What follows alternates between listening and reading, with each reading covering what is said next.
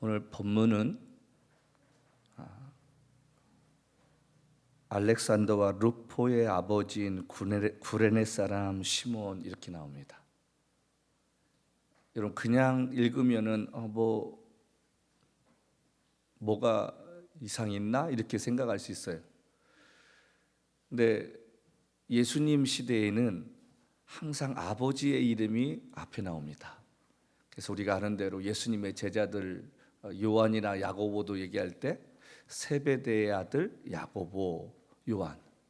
근데 본문은 특이하게 아버지의 이름이 먼저 나오는 게 아니라 여기에 알렉산더와 루포의 아버지 이렇게 얘기해요.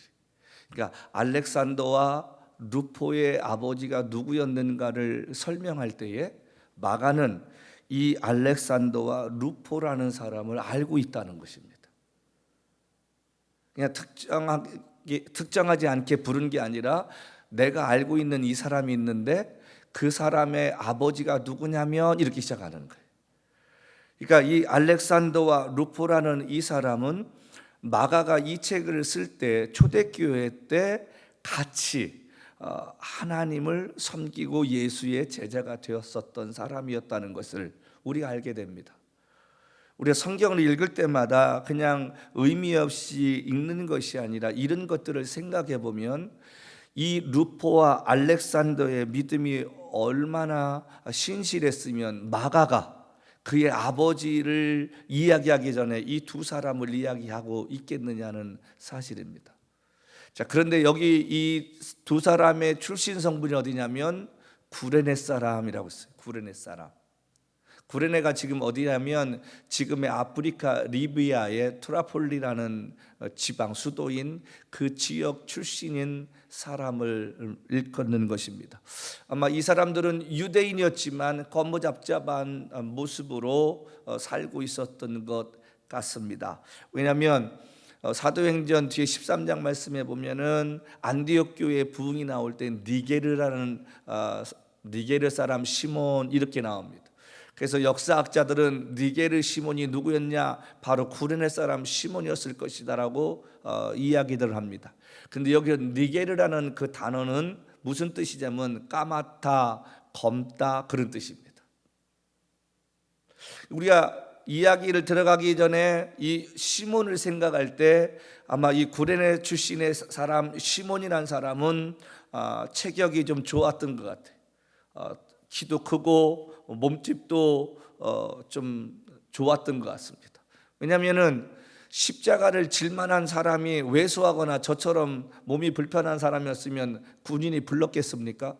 체격이 건장하고 키도 컸고 훤칠했기 때문에 저 사람이면은 십자가 질 수 있겠다고 너 나와. 그래서 착출된 거예요. 그 정도로 시몬이라는 사람이 아마 눈에 띌 만한 또 피부 색깔도 그럴 수도 있었겠습니다만은 신체적인 구조가 다른 사람에 비해서 건장해 보였기 때문에 이 사람이 예수님의 십자가를 지게 되었다는 것입니다.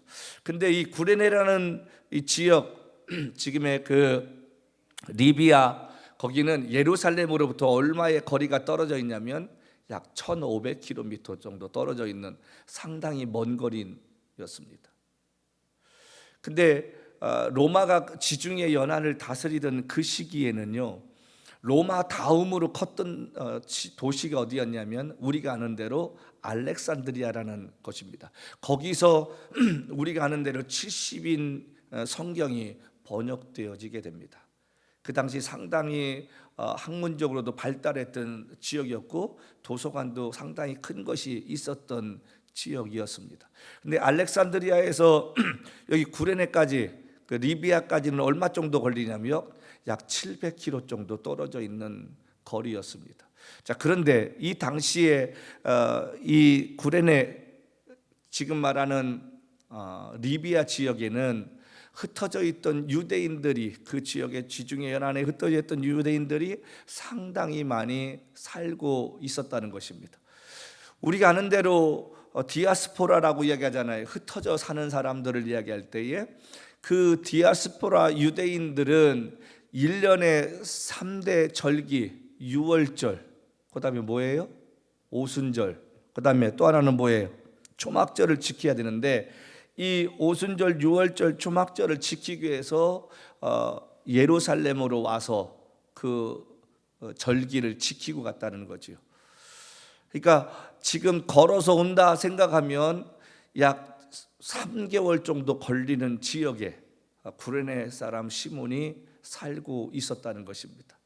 어떠한 연유인지 모르지만 그 사람이 가족과 더불어 왔던, 혼자 왔던, 만약에 우리가 아는 대로 가족이 다 이 절기를 지키기 위해서 예루살렘에 왔다고 생각하면 얼마나 예루살렘 도시를 볼 때 커 보였을까. 어쩌면 이 가족에서 아이들도 처음으로 예루살렘을 방문했을지 모르는 이 시기에 예루살렘의 구레네 사람 시몬이 왔더니 사람들이 웅성웅성하고 어느 한 특정 지역에 사람들이 모여 있었다는 것입니다. 그래서 가봤더니 무슨 일인가 멀리서 이렇게 보았더니 앞에서는 로마 군인들이 길을 비키라고 소리를 지르는데 그 뒤에 웬 젊은 사람이 머리에 가시관을 쓰고 그 가시관 찔린 머리에서 피가 주르르 흘러 온몸이 피가 낭자한 그 모습 속에 십자가를 지고 가다가 넘어지고 또 지고 가다 넘어지고 일으켜 세우면 또 넘어지고 넘어지면 채찍에 맞고 비명을 지르는 그 안타까운 모습을 지금 보게 되었다는 것입니다. 분명히 이 시몬이라는 사람도 십자가를 지고 가는 사람이면은 로마 정부에 항거하거나 아니면 이 지역사회에서 씻지 못할 죄를 지은 흉악한 죄인이라는 사실을 알았을 것입니다. 왜냐하면 로마가 지중해를 다스리는 그 시대에는 로마에 항거하거나 그 지역에 큰 무리를 일으키는 사람은 가장 최고형인 십자가에 달려 죽게 했기 때문입니다. 여러분 생각해 보십시오.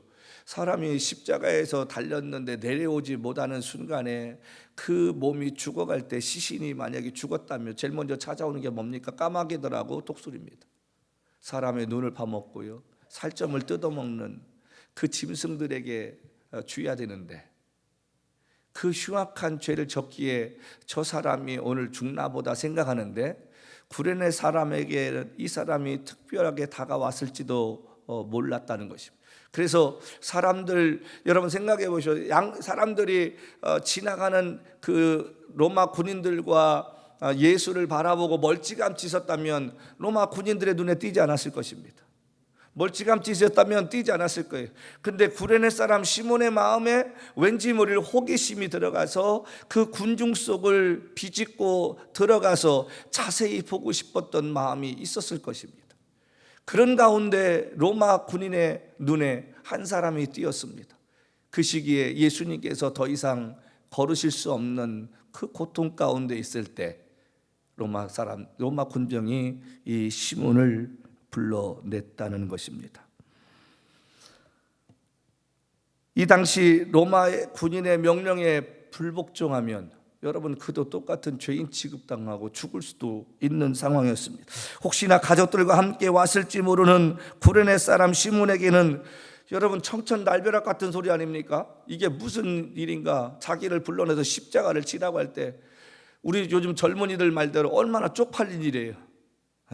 사람들에게 얼굴 팔리고 그 사람들 앞에서 예수의 그 무거운 십자가를 자기가 지고 가야 한다는 그 생각했을 때 얼마나 자신을 순간적으로 원망했습니까?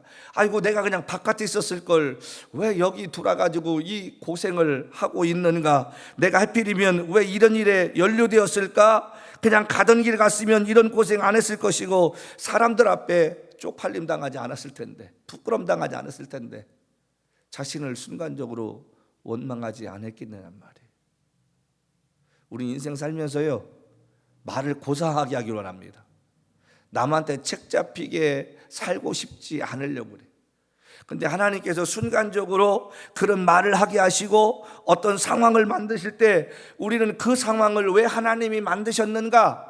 그걸 생각하지 않고 사람들에게 책 잡힐까 봐, 사람들에게 흉이 될까 봐, 그래서 자기 자신을 몸살일 때가 한두 번입니까?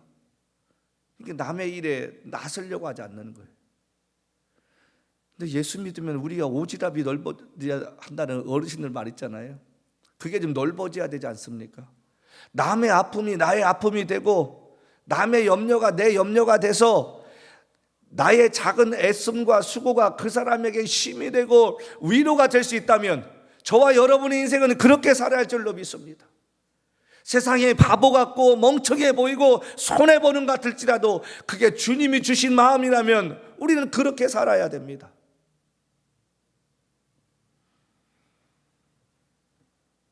순간적으로 시몬의 마음에 예수님이 원망스럽지 않았겠나. 자기가 질 십자가를 잘 지고 가지 왜 이거를 못 지고 하겠다고 넘어지고 자빠지고 해서 나같이 사람에게 이런 일을 고생시키나. 그가 원망스러웠지 않았겠느냐는 것입니다. 머리에 가시관을 쓰시고 머리에서 흘러내는 피를 닦으시며 앞에서 걸어가시는 예수님의 등짝을 보았더니 채찍으로 인하여 살점이 떨어져 나가고 피가 계속해서 흘러내리는 그 모습을 보았을 때 분명 구레네 시몬은 순간적으로 하나님이 주시는 새로운 마음을 느꼈을 거라고 생각합니다. 예수님께서 나를 따르려거든 자기를 부인하고 십자가를 지라고 말합니다. 우리가 예수 믿으면서요, 멋모렀을 때, 내가 철없었을 때는 그것이 무슨 의미인지 몰랐는데 어느 날 은혜 받고 나서 내가 그 주님의 십자가를 지겠다고 내가 십자가를 지고 가다 보면 힘들고 어려운데 어느 한 순간이 지나고 일정의 기간이 지나면 그 십자가를 내가 지고 있는 것이 아니라 십자가가 나를 업고 가고 있다는 것입니다. 내가 분명 주님을 위해 고난받겠다고 했는데 그게 아니라 주님이 저와 여러분을 안으셔서 우리의 인생을 걸어가고 계시는 줄로 믿습니다. 여러분 경험하십니까? 힘들고 어려워서 도저히 인생 살 수 없을 것 같은데 여기쯤에서 내가 모든 것 다 내려놓고 어떤 분은 극단적인 선택을 하고 싶은데 주저앉고 싶은데 다 포기하고 싶은데 나 못하겠다고 이야기하고 싶은데 안 하겠다고 이야기하고 싶은데 근데 주님이 주시는 힘이 생기더란 말이죠. 어디서 생깁니까? 기도를 통해 십자가 앞에 나갈 때마다 분명 내 마음은 아니라고 생각하고 포기하고 싶은데 마음속 깊은 곳에서 일어나 걸으라. 너의 등 뒤에서 내가 너를 밀어주지 않느냐는 그 힘으로 인하여 우리가 다시 일어나 오늘 여기까지 걸어온 줄로 믿습니다. 내 인생의 여정을 내가 걸어온 것 같은데 가만히 믿음의 눈으로 뒤돌아보면 내가 걸어온 게 아니라 이 걸음을 걸을 수 있도록 하나님이 힘을 주신 줄로 믿습니다. 얼마나 우리가 십자가를 포기하고 싶습니까? 여러분 십자가가 다른 겁니까? 내가 내 힘으로 할 수 없고 내가 포기해야 할 그 일들에 인생에 얼마나 많은 십자가를 우리가 그동안 졌다고 생각합니까? 근데 보니까 주님이 대신 지어주시고 우리의 옆에 지금 서 계시다는 사실입니다. 골고다 언덕에 도착한 시몬의 모습은 주님이 십자가에 달려 숨을 거두실 때까지 분명 그곳에서 예수님의 최후의 순간까지 이 사람은 지켜보았을 것입니다. 분명 다른 흉악자들 같으면 십자가를 지고 가면 돌을 던지거나 야유를 해야 되는데 여러분 생각해 보십시오. 예수님께서 앞에 걸으시면서 흘러내리는 피 때문에 눈이 보이지 않아 당신께서 손으로 그 피를 닦으시면서 그 길을 걸어가시는 순간순간마다 여인들이 애통해하고 눈물을 흘리고 탄식하면서 주여 주여 지금 로마 군인들 때문에 예수님께 달려들어서 그 가시관을 벗겨드리고 싶은데 자신들의 생명까지도 버릴까봐 두려워서 안타까워 눈물을 흘리고 사람들이 통곡하는 모습을 보았을 때에 이 시몬은 무슨 생각 들었을까? 비아돌라스라는 그 고난의 길을 주님 뒤에 걸어가는 이 시몬 베드로의 마음에는 이 사람이 무엇이기에 죽어가는 이 순간에 저 많은 사람들이 모여 안타까워하고 탄식하고 통곡하는 모습을 보일까? 우리가 오래전에 보았던 패션 오브 크라이스트라는 영화의 한 장면에 예수께서 십자가를 지시고 가시다 넘어지셨을 때 한 여인이 예수님의 손을 붙잡고 통곡하는 모습을 한 장면으로 우리에게 보여주었습니다. 여러분, 그렇지 않았겠습니까? 기적을 행하시고 죽은 자를 살리셨던 주님이 이렇게 죽으면 안 되는데, 그 주님이 가시다가 넘어지는 그 가운데 예수님을 통해서 은혜를 입은 한 여인이 예수의 손을 잡고 발을 잡는 그 모습 속에 구레네 시몬의 눈이 어떻게 그에게 보여졌을까? 십자가를 지고 가지만 저는 분명히 하나님께서 그에게 그 십자가가 무거운 게 아니라 십자가를 분명히 저는 가볍게 하실 줄로 믿습니다. 분명 로마의 군인에 의해서 착출되어 그가 십자가를 지고 가지만 그 십자가 옆에 전사를 보내주셔서 그 십자가를 골고다 언덕까지 지고 올라갈 수 있는 힘을 주셨을 줄로 믿습니다. 그러면서 그 걸어가는 걸음걸음에 자신의 눈에 들어온 예수의 모습과 사람들의 모습을 통해 이 구레네 시몬은 그 짧은 시간 동안에 수많은 생각을 하지 않았었을까? 그리고 나는 억울하다고, 내가 이렇게 죽는 것이 억울하다라는 다른 사람들처럼 비명을 지르는 게 아니라 예수님께서 묵묵히 십자가에 달려 죽으시면서 저들이 하는 짓을 알지 못한다고 하는 그 음성을 저는 분명히 구레네 시몬이 들었을 줄로 믿습니다. 여러분, 생각해 보십시오. 한번 상상해 보십시오. 일반 사람 같으면 그 십자가 앞에 다가올 수 없습니다.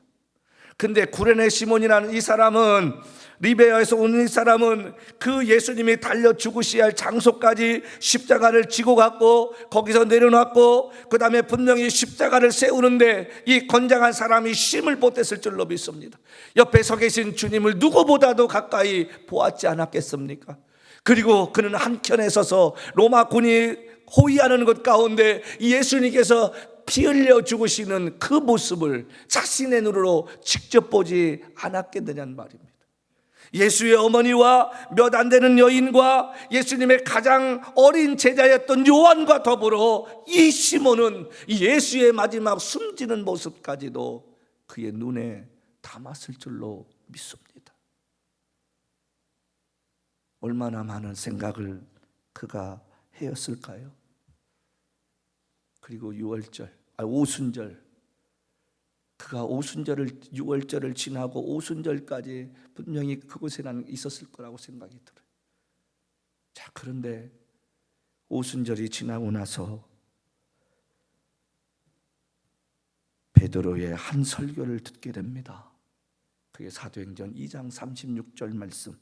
이스라엘 온 집이 정령할지니 너희가 십자가에 못 박은 이 예수를 하나님이 주와 그리스도가 되게 하셨느니라. 다른 사람은 어떨지를 몰라도 그 주님이 달려 죽으셨던 십자가를 지고 갔던 시몬에게는 이 한마디가 어떻게 다가왔겠습니까?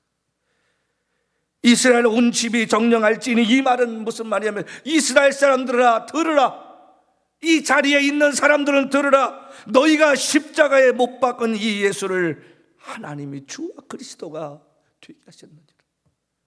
그는 흉악자가 아니라 우리가 기다렸던 그 메시아였구나 라는 그 사실을 깨달았을 때 여러분, 시몬의 가슴이 얼마나 벅차올랐을까?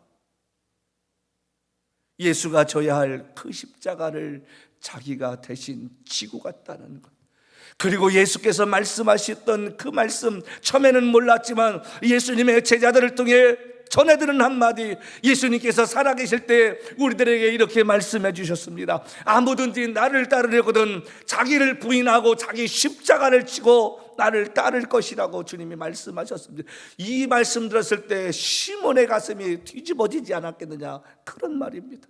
왜요? 십자가를 져봤기 때문에 그 의미가 무엇인가를 깨달을 수 있었다는 것입니다. 여러분 어떻습니까?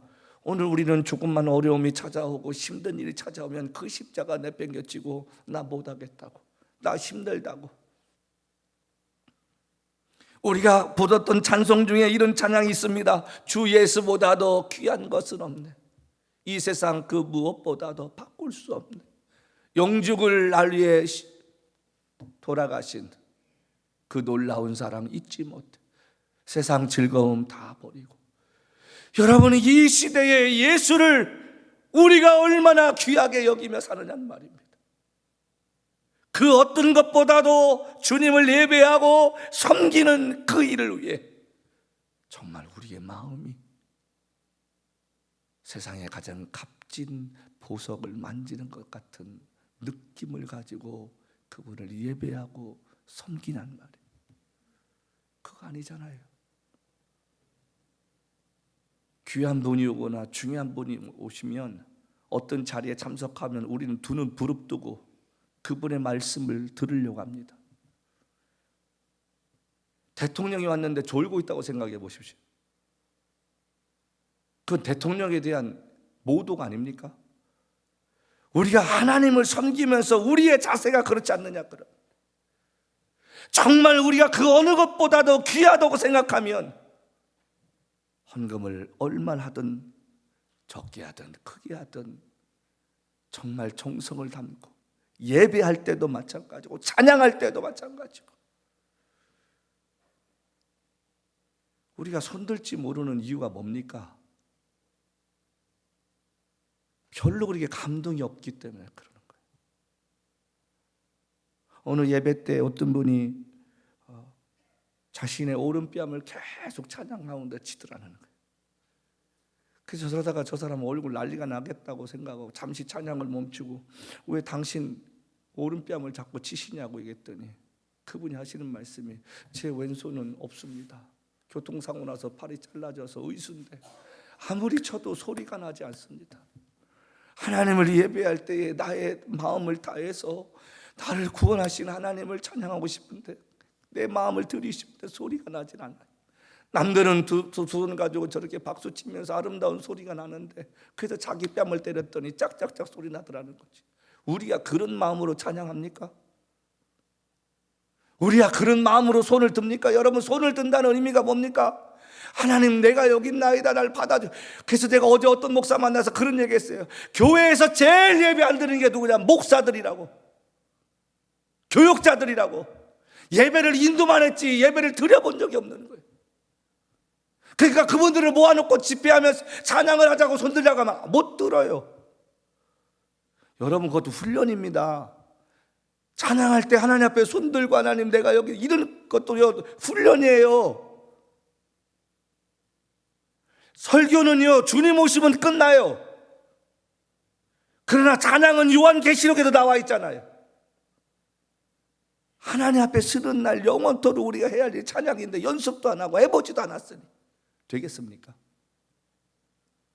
제가 뉴욕 일대에 있는 신학교 관계자들 만날 때마다 했던 얘기가 뭐냐면 제발 신학교 안에 예배와 찬양까지 만들자고. 그 쓸데없는 거 만들지 말고. 그래서 교회들이 지금 사역자가 없다는 거예요. 이 찬양하는 사역자들 길러봐셔야지. 목사들이 박자를 알아야지. 우리가 하는 대로 예수님이 예루살렘에 입성하실 때에 수많은 사람들이 종려가지 나무 들면서 하나님을 찬양을.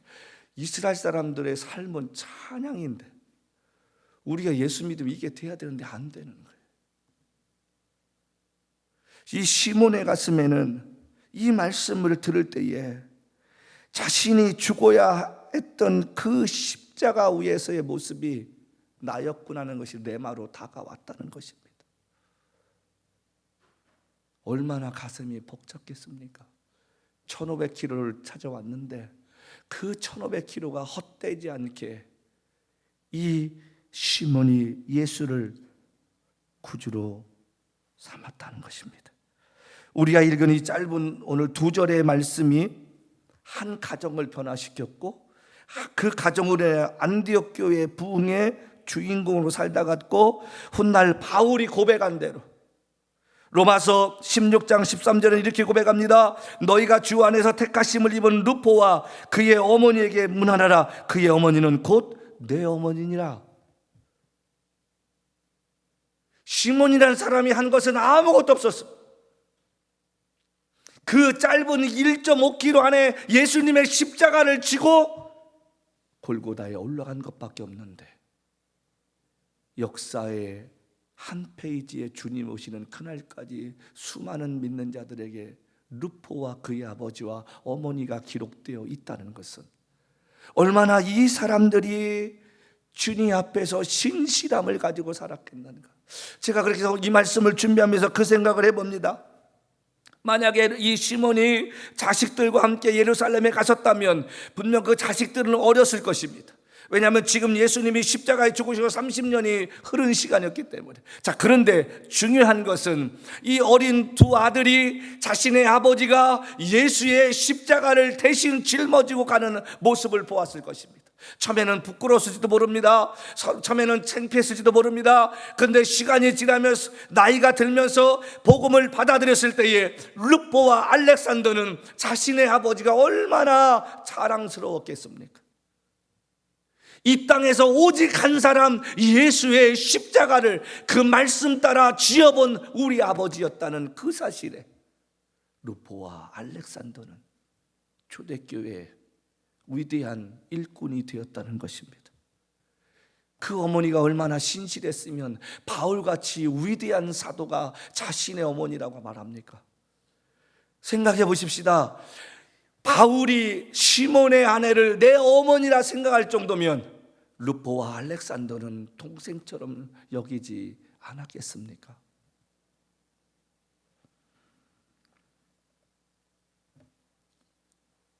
바울에게 신앙에 영향을 끼칠 만큼 예수님과의 만남이 중요한 만남이 된 것처럼 시몬이라는 이 가정에게 바울은 잊지 못할 믿음의 동역자요 가족과 같은 사람이었다는 것입니다. 오늘 본절을 시작하면서 여기 21절은 이렇게 말합니다. 마침, 우리말로 말하면 우연히 알렉산더와 루포의 아버지인 구레네 사람 시몬이 이렇게 시작합니다. 우연히. 여러분, 계획하지 않았던 일이 생겼음을 의미하는 지금 이 말인데요.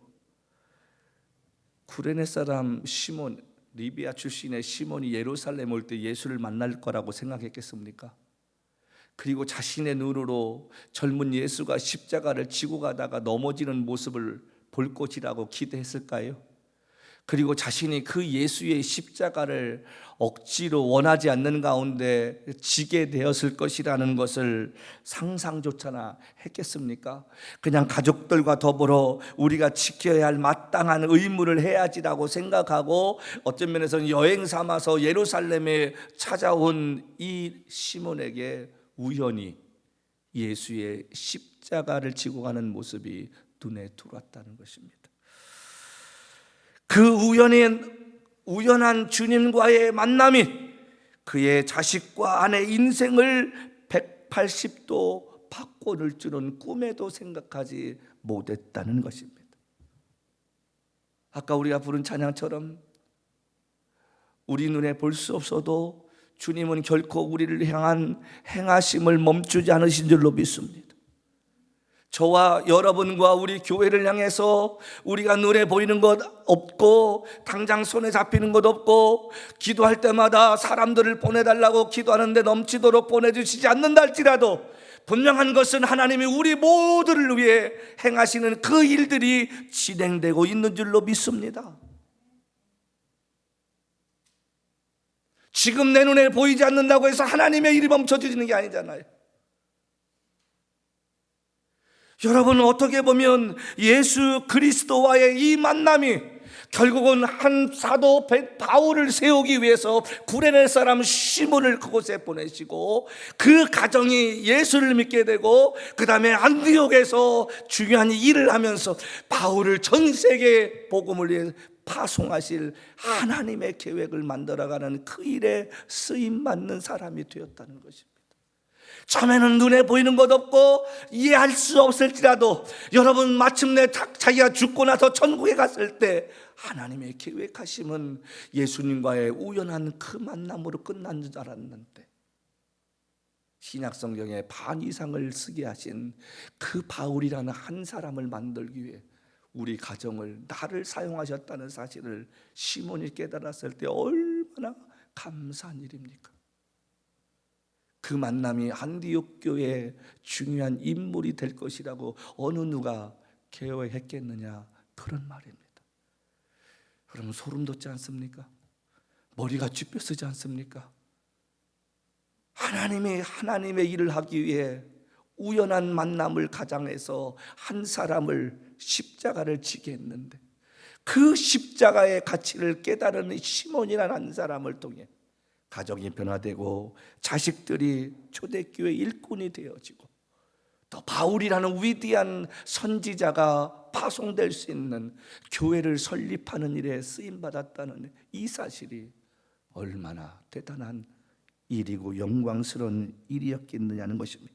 시간이 흐르고 시몬이 성령 받았을 때 자신이 주님의 피 묻은 십자가를 질 수 있었다는 것이 얼마나 행복한 일이고 영광스러운 일이었겠느냐는 말이에요. 우리가 예수의 피 말합니다. 그러나 그것은 어떤 면에서는 추상적인 것입니다. 눈에 보이지 않는 것입니다. 근데 이 시몬이라는 사람이 예수의 십자가를 쳤을 때 예수님께서 가시관을 통해, 머리에 쓰신 가시관을 통해 흘러내렸던 그 피가 분명히 십자가에 묻었을 텐데, 그 십자가의 피를 자신이 지고 가며 얼굴에 목에 묻힌 그 순간에 성령께서 그의 마음을 저는 감동시켰을 것이라고 믿습니다. 세상 사람들은 우연이라고 말하는 것이 얼마나 많습니까? 그러나 우리 믿는 자들에게는 우연이라는 게 없습니다. 모든 것이 하나님의 계획하심 속에 있습니다. 인생을 살다 보면 실패할 때도 있고, 좌절할 때도 있고, 절망할 때도 있고, 환호성을 칠 때도 있는데, 그 모든 것들이 하나님의 계획하심 속에 있더라는 거지요. 우연한 것 같지만 그 우연은 하나님께서 계획하신 그 사실을 우리에게 깨닫게 하시는 줄로 믿습니다. 저와 여러분이 예수 믿는 것도 나의 계획이 아니었습니다.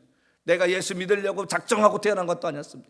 하나님의 계획하심 속에 오늘 이 미국 땅까지 보내주셨습니다. 우연한 것 같지만 아닙니다. 분명히 하나님이 저와 여러분을 통해 하실 일이 있는 줄로 믿습니다. 우리가 그것이 무엇인가를 깨닫기 위해서 날마다 기도하고 예배를 통해 하나님께 나아가 하나님의 사람이 되었을 때, 하나님은 그 일을 보여주시기 시작하십니다. 그리고 그때서 우리가 하는 말, 주님이 이러시려고 저를 준비하셨군요. 억지로라도 십자가를 칠 수 있었던 그 상황, 구레네 시몬의 상황이 한 가정을 역사의 한 페이지로 장식할 만큼 축복되게 하셨다면, 저와 여러분도 그런 삶을 살도록 기도하고 간구하는 자들이 돼야 되지 않겠습니까? 때로는 예수 믿는 것 때문에 힘들어하고 욕을 먹고 오해받을 수 있습니다. 그 역시 하나님께서 나를 통해 이루실 일이 있으므로 저와 여러분을 만지시고 또 다듬는다고 생각하십시다. 어려운 일 당할 때 고난이라고 생각하지 마십시다. 하나님 앞에서 내가 변화되어야 할 부분이 있기에 하나님이 나를 깎고 계신다라고 생각하십시다. 사업체가 안 되고 좌절하고 절망스러울 일 있습니까? 돈보다도 더 귀하게 여길 것이 예수라는 그 사실을 여러분 깨달았으면 좋겠습니다. 그리고 그 사실 속에서 저와 여러분들에게 주어진 믿음의 십자가를 칠 수 있는 용기가 사라지지 않기를 기도하며 사십시다. 이 사순절을 보내면서요, 저와 여러분의 삶 가운데 하나님 어떤 상황 속에서도 피하거나 도망하는 자가 아니라 나는 믿네 주의 능력으로 담대케 하시는, 또 일어서게 하시는 하나님을 경험할 수 있는 은혜의 사람이 되기를 기도하며 나가십시다. 그래서 우리의 삶 가운데 나와 함께 하시고 나를 통해 하나님의 일을 하실 수 있는 그 일을 위해 쓰임받게 하실 하나님을 찬양하며 나가십시다. 이번 한 주간 살아가시면서 어떤 상황이 우리 앞에 다가온다 할지라도 여러분, 우연히 우리가 예수를 믿은 게 아니라 우리의 삶의 여정 가운데 계획하고 계시는 하나님의 뜻을 분별하며 버틸 수 있는 믿음의 용기를 구하는 복 있는 한 주간 되시기를 주님으로 간절히 부탁합니다.